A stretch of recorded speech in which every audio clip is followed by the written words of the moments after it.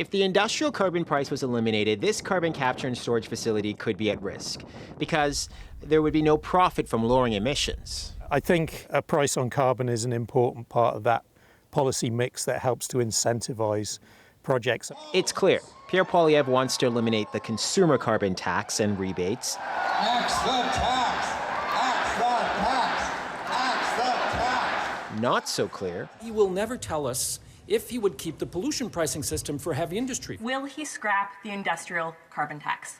There is no industrial carbon tax on the oil and gas sector. There is, though, a carbon price on industrial emissions. If most people understand a carbon tax as carbon pricing, then it's true that there is a carbon price on industry. Here's how it works. Most provinces and territories administer their own systems based on federal benchmarks on emissions and price.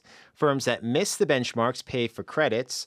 Firms that meet them can earn and sell credits for profit, like this American company wants to. The reason we decided to go to Canada first is Canada has a price on carbon.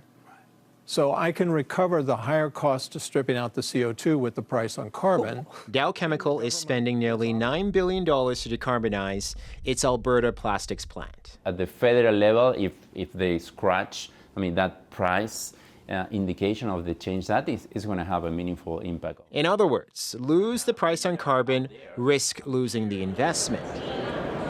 For many, what's worrisome is the uncertainty. Keep it or scrap it. The worst solution is stay undecided. Industrial carbon pricing drives actually most of the technologies that they're working for. Also, carbon pricing is by far the single most important climate policy, and if it remains, the Canadian Climate Institute says it could account for nearly 40% of Canada's greenhouse gas reductions in 2030. David Thurton, CBC News, Ottawa.